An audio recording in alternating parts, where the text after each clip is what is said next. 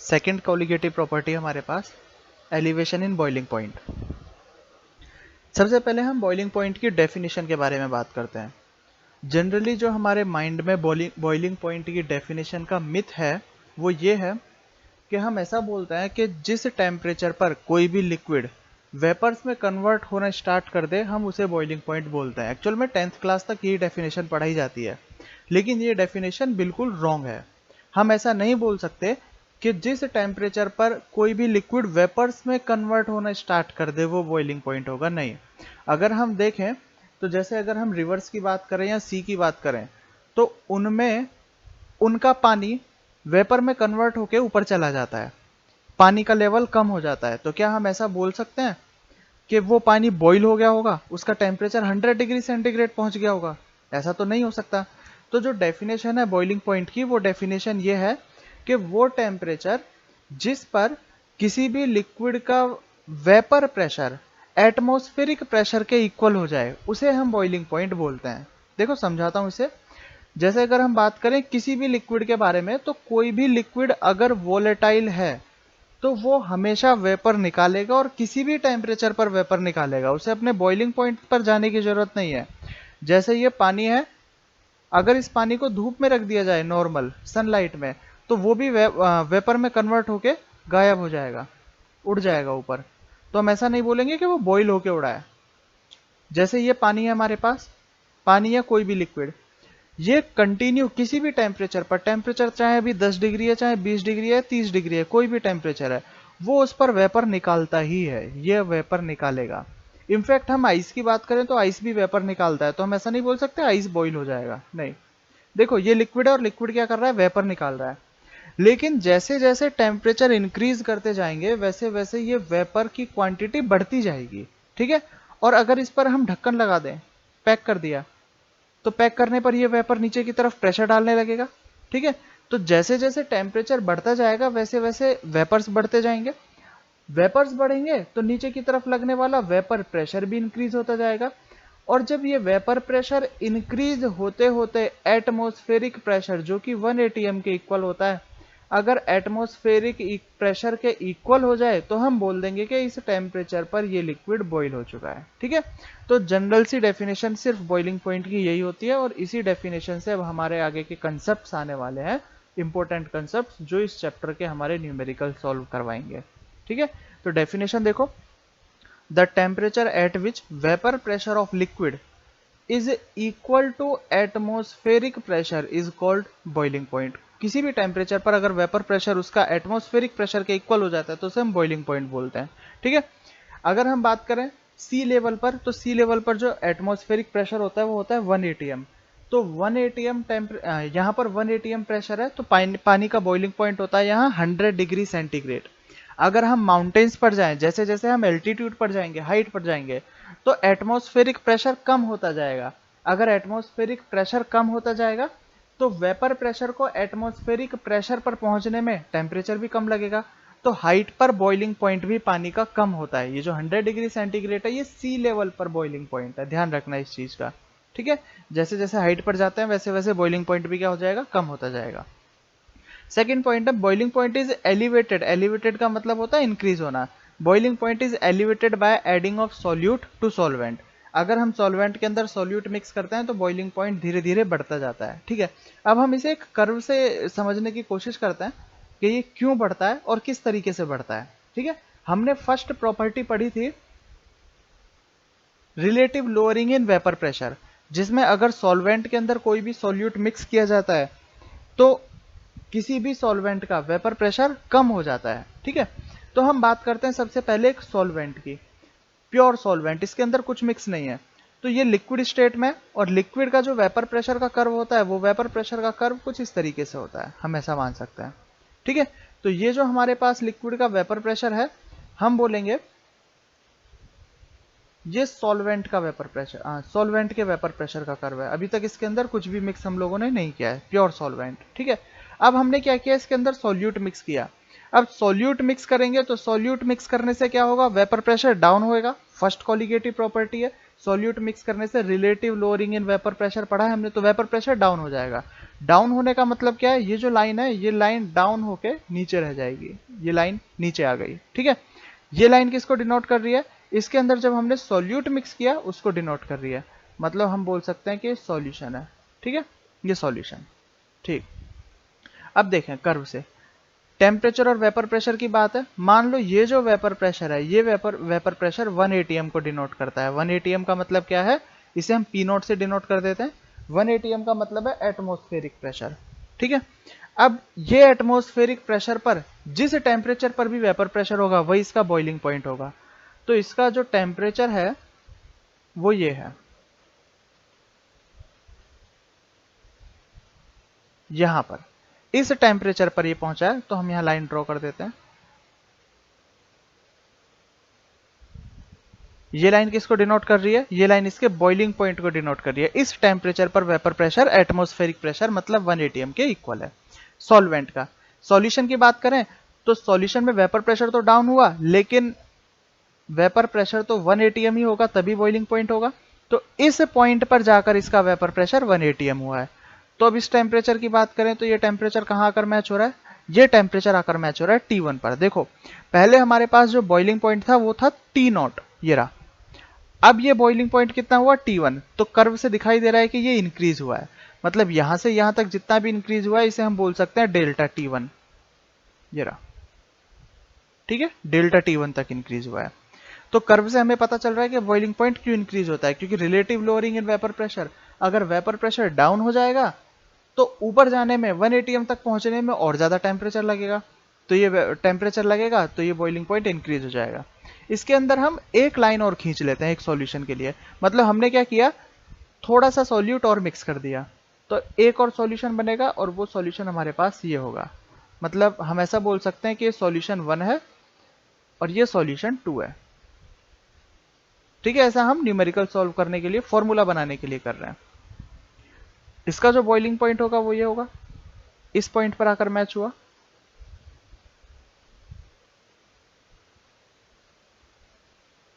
ये हुआ हमारे पास T2, ठीक है। ये एक पॉइंट एंड ये पॉइंट, इनको नाम दे देते हैं हम लोग। ये सॉल्यूशन 1 वाली लाइन है तो ये P1, एंड ये सॉल्यूशन 2 वाली लाइन है तो ये हो जाएगा P2, ठीक है। पॉइंट्स के नाम दे देते हैं हम लोग A, B, C, D and E, ठीक है। अब हम लोग आगे फॉर्मूला ड्राइव करने के लिए चलते हैं। एनसीईआरटी में एक्चुअल में क्या बोला हुआ है, एनसीईआरटी में total elevation in boiling point is directly proportional to molality. ये जो फॉर्मूला बताया बोल दिया गया है कि एक्सपेरिमेंट से आया है, इसका कोई प्रूव नहीं है, लेकिन एक्चुअल में इसका प्रूव है, वो भी हम इसे प्रूव कर रहे हैं। देखो यहां पर हम बात करें triangle A B and C and triangle A D E में, देखो ये जो लाइन है ये कर्वेचर है, कर्व लाइन है, लेकिन हम यहाँ पर क्या कंसीडर कर रहे हैं, इसे ट्राइंगल कंसीडर कर लेते हैं, A B C and A D E. अगर ये दोनों ट्राइंगल देखोगे तो ये दोनों ट्राइंगल एक दूसरे से कॉन्ग्रेंट है, और जो कॉन्ग्रेंट ट्राइंगल होते हैं उसके लिए एक प्रॉपर्टी होती है, वो प्रॉपर्टी है हमारे पास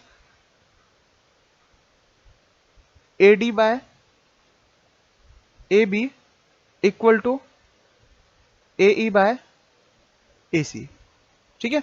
अब AD क्या है, AD देखोगे तो AD है हमारे पास T2 minus T0, D point T2 तक आ रहा है, A पॉइंट T0 तक आ रहा है, तो AD क्या हो जाएगा, T2 में से T0 माइनस कर देंगे, AD आ जाएगा। AB क्या होगा, B पॉइंट T1 तक आ रहा है, तो T1 में से T0 तक माइनस कर देंगे तो ये AB हो जाएगा, इक्वल टू इसी तरीके से AE, A पॉइंट है P0 तक और E पॉइंट है P2 तक, तो हम बोलेंगे P0 minus P2 divided bye AC क्या हो जाएगा इसी तरीके से P0 माइनस P1, ठीक है। ये T2 माइनस T0 को हम लिख सकते हैं डेल्टा T2, डिफरेंस ही तो है, और इसे हम लिखेंगे delta T1 is equal to delta P2 divided by delta P1, ठीक है। Delta T2 by delta T1 equal to delta P2 by delta P1, तो क्या हम इसे ऐसे बोल सकते हैं, delta T is directly proportional to delta P। तो ये आएगा हमारे पास इक्वेशन नंबर 1। ये इक्वेशन हमारे पास बाद में काम आएगा।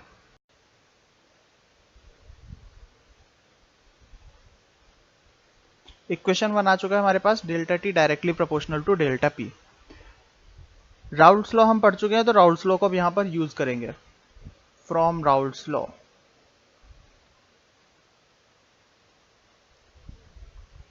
डेरिवेशन थोड़ा सा लेंदी है लेकिन कॉम्प्लिकेटेड नहीं है इतना। राउल्ट्स लॉ हम सभी जानते हैं। देखो राउल्ट्स लॉ क्या होता है, P naught minus P S upon P naught is equal to N by N. Terms हमें पता है, स्मॉल एन क्या है, number of mole of solute, capital N है number of mole of solvent.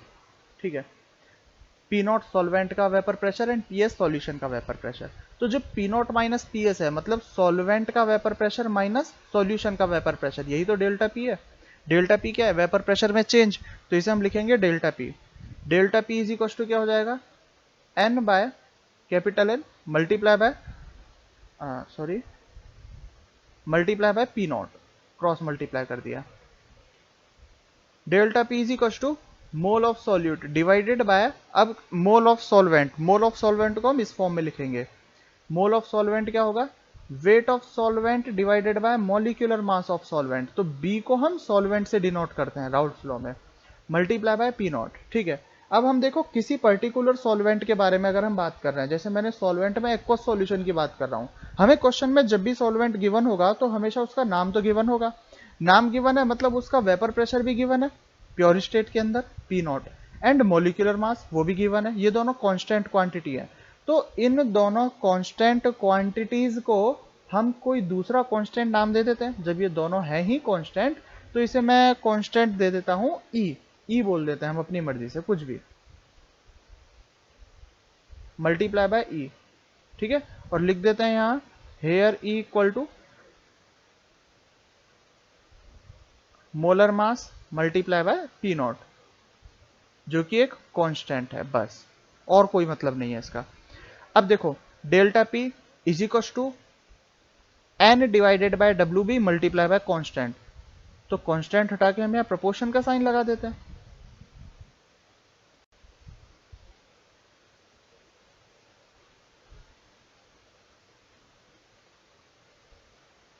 Delta P is directly proportional to N by W B. Equation number 2, दो equation हमारे पास आ चुकी हैं, तो बाय इक्वेशन 1 एंड 2। इक्वेशन 1 है हमारे पास delta T is directly proportional to delta P, and equation 2 है delta P is directly proportional to N by W A. तो हम बोल सकते हैं delta T is directly proportional to N by W B. ठीक है, डायरेक्टली से बोला जा सकता है। अब जब delta T is directly proportional to W B, तो यहां से प्रोपोर्शन का साइन हटाएंगे और कांस्टेंट लगाएंगे। अब यहां हमने कांस्टेंट गायब किया था ई, लेकिन यहां पर अब ई कांस्टेंट नहीं आएगा क्योंकि डेल्टा पी की जगह अब डेल्टा टी आ चुका है। तो नया कांस्टेंट हमने बोल दिया के, only K multiply by N by W B. ठीक है, ये हमारे पास एक फॉर्मूला आया। अब हम इस के की बात करें तो हम के का नाम क्या देंगे, टॉपिक क्या है हमारे पास, एलिवेशन इन बॉइलिंग पॉइंट। तो इस के का नाम देंगे हम लोग elevation constant, only elevation constant. याद रखना है, ये काम आने वाली चीज है हमारे पास आगे। अब हम आगे चलते हैं केस 1 की तरफ। एक केस लेते हैं हम लोग। इस केस में हम लोग मानेंगे if 1 mole solute, if 1 mole solute dissolve in 100 gram of solvent. देखो ऐसा क्यों माना जा रहा है इसके बारे में थोड़ा सा बताता हूं। ये जो फॉर्मूला आया है हमारे पास delta T is equal to K multiply by N by W B. तो यहां पर के की वैल्यू कैसे निकालेंगे, अगर n की वैल्यू 1 रख दें और WB की वैल्यू भी 1 रख दें तो k is equal to delta T. हम ऐसा बोल सकते हैं कि अगर 1 मोल सॉल्यूट को 1 ग्राम सॉल्वेंट में मिक्स किया जाए तो जितना टेम्परेचर में चेंज हुआ वही k है। ठीक है, अब हमने केस 1 लिया, यहां पर हमने मोल तो मान लिया 1 और WB मान लिया 100 ग्राम, 100 ग्राम ऑफ सॉल्वेंट है।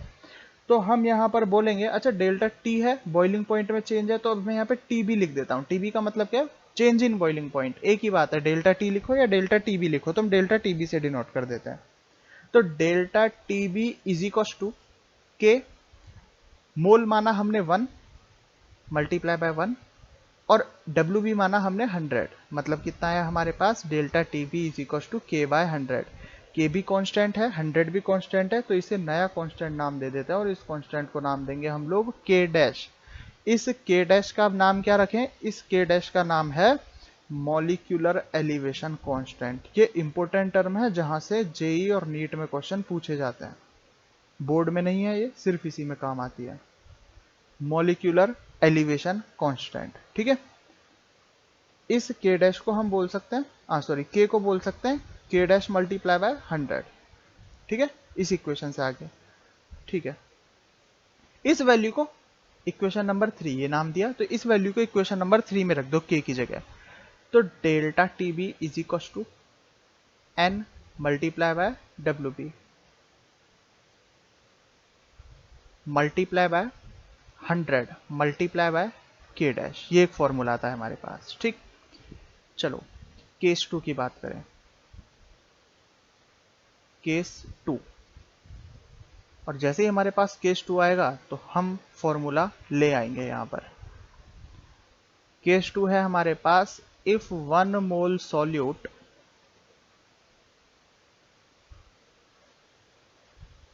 Dissolve in 1000 gram of solvent. ठीक है, ये लाइन पढ़कर कुछ लोग समझ गए होंगे कि हम क्या करने वाले हैं। Delta T B is equal to K multiply by 1 divided by 1000, एक मोल, और वेट माना है हमने सॉल्वेंट का 1000, is equal to K bye 1000। अब ये भी कांस्टेंट है, तो हम यहां पर इसे नया कांस्टेंट का नाम दें, और इस कांस्टेंट का नाम दिया हमने के बी।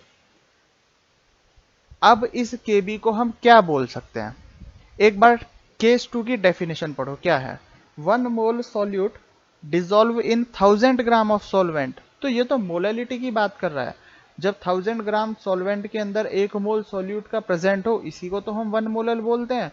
तो इसीलिए अब हम यहां पर केबी का नाम क्या देंगे, केबी का नाम बोलेंगे मोलल एलिवेशन कांस्टेंट। ठीक है, तो ध्यान रखना, ये मोलल एलिवेशन, मॉलिक्यूलर एलिवेशन और ओनली एलिवेशन कांस्टेंट, 3 अलग अलग टर्म है, के डैश एंड के बी, और उन्हीं के हिसाब से फॉर्मूला सेट किया जाता है। अब देखो के बी को हम क्या लिख सकते हैं, यहाँ पर के is equal to K B multiply by 1000 लिखा जा सकता है। इसको इक्वेशन 3 में रख दो। इक्वेशन 3 क्या है हमारे पास, delta T B is equal to, क्या था हमारे पास, के मतलब K B multiply by N by W B multiply by 1000। ठीक है, और ये टर्म क्या है, N by W B multiply by 1000, ये तो मोलैलिटी है। तो T B is equal to K B multiply by molality, यहां से हमारे पास फॉर्मूला ये ड्राइव हुआ है। ठीक है, तो यहां पर डेल्टा टी बी क्या है, delta T B is equal to, एक second, delta T B is equal to elevation in boiling point, elevation in boiling point. K B is equal to molal elevation constant. याद रखना है, molal elevation, molecular elevation और only elevation question में कौन सा दिया गया है, उसी से फॉर्मूला चेंज हो जाएगा। And M is equal to molality. देखो अगर मोलल एलिवेशन दिया गया है मतलब के बी, तो हम कुछ भी मल्टीप्लाई नहीं करेंगे, delta T B is equal to K B multiply by M. अगर हमें गिवन है मॉलिक्यूलर एलिवेशन, तो यहाँ 1000 की जगह 100 मल्टीप्लाई है, फॉर्मूले में देखा होगा ध्यान से, ये देखो नीचे 1000 था, यहाँ पर 100 है। और अगर हमें ओनली एलिवेशन कांस्टेंट दिया गया है, तो ओनली एलिवेशन कांस्टेंट में कोई भी डिजिट मल्टीप्लाई नहीं है, K into N by W P. ठीक है, तो ये इस तरीके से हमारे पास कंप्लीट डेरिवेशन है, इस कंप्लीट डेरिवेशन को देख लेना, और ये तीनों कांस्टेंट के बारे में डिफरेंस अच्छे से पता करके फॉर्मूला याद रख लेना। सबसे ज्यादा जो काम आने वाला है वो यही फॉर्मूला है, और मोलल एलिवेशन कांस्टेंट ही सबसे ज्यादा हमारे पास काम आता है। अब इसके हम क्वेश्चंस करते हैं, क्वेश्चंस की तरफ चलते हैं, किस तरीके से क्वेश्चन यहां पर पूछे जाते हैं। क्वेश्चन है हमारे पास, on dissolving 10.8 gram of glucose, glucose का मोलर मास 180 हम जानते हैं, गिवन भी है, in 240 gram of water, its boiling point increase by 0.13 degree centigrade, calculate molecular elevation constant of water. एक चीज का हमेशा ध्यान रखना, अगर हमें बॉइलिंग पॉइंट दिया जाता है, ओनली बॉइलिंग पॉइंट, तो वो हमेशा केल्विन में ही लेना है, डिग्री सेंटीग्रेड को हमें कन्वर्ट करना पड़ेगा। लेकिन अगर हमें इंक्रीज बाय दिया गया है, मतलब एलिवेशन इन बॉइलिंग पॉइंट दिया गया है, कितना चेंज हुआ, तो चेंज में कभी भी केल्विन और डिग्री सेंटीग्रेड में डिफरेंस नहीं होता है। अक्सर कुछ स्टूडेंट गलती कर जाते हैं इस बेसिक सी चीज में, बहुत बेसिक सी चीज है। तो हमें दिया गया है बॉइलिंग पॉइंट इंक्रीज बाय 0.13, मतलब एलिवेशन इन बॉइलिंग पॉइंट दिया गया है, कितना चेंज हुआ, डेल्टा टीबी कितना है हमारे पास 0.13, ठीक है। डिसॉल्विंग 10.8 ग्राम ऑफ ग्लूकोज, तो हम यहाँ से मोल ऑफ सॉल्यूट निकाल सकते हैं। मोल ऑफ सॉल्यूट क्या हो जाएगा, small N, weight of solute divided by molar mass of solute, ठीक है। वेट ऑफ सॉल्वेंट कितना है हमारे पास, WB is equal to 240 gram, 240 gram H2 हमें दिया गया है। फॉर्मूले में रख देते हैं वैल्यू और डायरेक्ट आंसर आ जाएगा। देखो पूछा क्या गया है, ध्यान से देखना है बस। ये जो क्वेश्चन आया है ये जेई का ही क्वेश्चन है, और इसमें हमें जो ऑप्शंस गिवन थे उसमें एक में मॉलिक्यूलर था, एक में मोलल था, और एक में ओनली एलिवेशन कांस्टेंट था, ठीक है। तो वहीं पर गलती हो जाती है। तो हमें पूछा गया है मॉलिक्यूलर एलिवेशन कांस्टेंट, मतलब के डैश। के डैश का फॉर्मूला क्या होता है, delta TB is equal to K dash multiply by N divided by weight of solvent multiply by 100 आएगा ओनली। तो डेल्टा टीबी हमारे पास 0.13 is equal to K dash multiply by mole कितना है 10.8 डिवाइडेड बाय 180, सॉल्वेंट कितना है हमारे पास 240 multiply by 100 है ही। तो के डैश को, इसको सबको एक साथ में ले जाओ, 0.13 multiply by 180 multiply by 240 divided by 10.8 multiply by 100। जब इसे कंप्लीट कैलकुलेट करोगे तो आंसर आएगा हमारे पास 5.2, ठीक है। तो के डैश आया मॉलिक्यूलर एलिवेशन कांस्टेंट 5.2 के किलोग्राम पर मोल, ठीक है। अगर मोलर पूछा जाता है तो मोलर क्या होता है, इससे 10 टाइम्स होता है, तो वो हो जाता है